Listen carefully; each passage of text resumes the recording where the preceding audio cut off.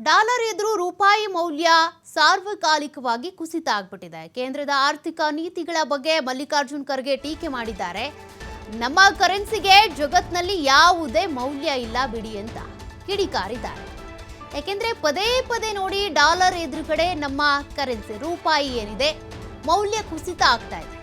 ರೂಪಾಯಿ ಸಾರ್ವಕಾಲಿಕ ಕನಿಷ್ಠ ಮಟ್ಟಕ್ಕೆ ಕುಸಿದಿದೆ. ಸರ್ಕಾರದ ನೀತಿಗಳು ರೂಪಾಯಿಯನ್ನ ದುರ್ಬಲಗೊಳಿಸಿವೆ. ನೀತಿ ಉತ್ತಮವಾಗಿದ್ರೆ ರೂಪಾಯಿ ಮೌಲ್ಯ ಕೂಡ ಹೆಚ್ಚಾಗ್ತಾ ಇತ್ತು ಅಂತ ಖರ್ಗೆ ಅವರು ಕಿಡಿಕಾರಿದ್ದಾರೆ. ಆದರೆ ನಮ್ಮ ಭಾರತದ ಆರ್ಥಿಕ ಸ್ಥಿತಿ ಚೆನ್ನಾಗಿಲ್ಲ. ಏನ್ ಬೇಕಾದರೂ ಮಾತಾಡಬಹುದು, ನಮ್ಮನ್ನ ಮೆಚ್ಚಿಕೊಳ್ಳಬಹುದು. ಆದರೆ ಇದು ನಮ್ಮ ಕರೆನ್ಸಿಗೆ ಜಗತ್ತಿನಲ್ಲಿ ಯಾವುದೇ ಮೌಲ್ಯ ಇಲ್ಲ ಅನ್ನೋದು ಗೊತ್ತಾಗ್ತಾ ಇದೆ. ದೆಹಲಿಯಲ್ಲಿ ಎಐಸಿಸಿ ಅಧ್ಯಕ್ಷ ಮಲ್ಲಿಕಾರ್ಜುನ್ ಖರ್ಗೆ ಹೇಳಿಕೆ ಕೊಟ್ಟಿದ್ದಾರೆ.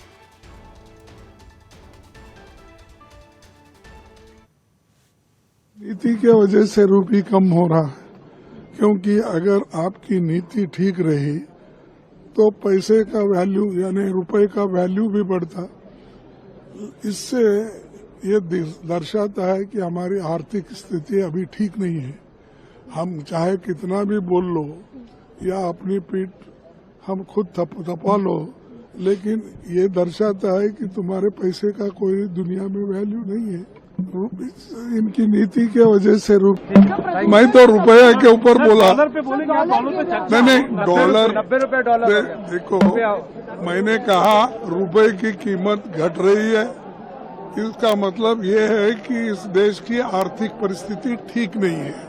वो हमेशा बोलते हैं कि हम डेवलप हो रहे हैं, हमारी आर्थिक स्थिति अच्छी है, लेकिन जब रुपए की कीमत गिरती है उसी वक्त मालूम होता है कि आपकी आर्थिक परिस्थिति क्या है। इनकी नीति के वजह से रुपये कम हो रहा है, क्योंकि ಡಾಲರ್ ಎದುರು ರೂಪಾಯಿ ಮೌಲ್ಯ ಈ ರೀತಿಯಾಗಿ ಮೌಲ್ಯ ಕಳ್ಕೊಳ್ತಿರೋದು ಅಥವಾ ಕುಸಿತ ಆಗ್ತಾ ಇರೋದು ಇದೇ ಮೊದಲೇನಲ್ಲ. ಪದೇ ಪದೇ ಇದೇ ರೀತಿಯಾಗಿದೆ. ಯಾವತ್ತೂ ಕೂಡ ಡಾಲರ್ ಎದುರು ರೂಪಾಯಿಯ ಮೌಲ್ಯ ಹೆಚ್ಚಾಗಿದೆ ಅಂತ ಇದೆಯಾ? ಇಲ್ವೇ ಇಲ್ಲ. ಹಾಗಾಗಿ ಕೇಂದ್ರ ಸರ್ಕಾರದ ಆರ್ಥಿಕ ನೀತಿಗಳು ಇಲ್ಲಿ ಸರಿಯಾಗಿಲ್ಲ. ಆರ್ಥಿಕ ನೀತಿಗಳು ಸರಿಯಾಗಿ ಇಲ್ಲದೆ ಇರೋದ್ರಿಂದಾನೇ ಈ ರೀತಿಯಾಗಿ ಡಾಲರ್ ಎದುರು ನಮ್ಮ ರೂಪಾಯಿ ಮೌಲ್ಯ ಸಾರ್ವಕಾಲಿಕವಾಗಿ ಬಹಳ ಕನಿಷ್ಠ ಮಟ್ಟಕ್ಕೆ ಕುಸಿತ ಕಾಣ್ತಾ ಇದೆ ಅಂತ ಎಐಸಿಸಿ ಅಧ್ಯಕ್ಷ ಮಲ್ಲಿಕಾರ್ಜುನ್ ಖರ್ಗೆ ಅವರು ಕಿಡಿಕಾರಿದ್ದಾರೆ.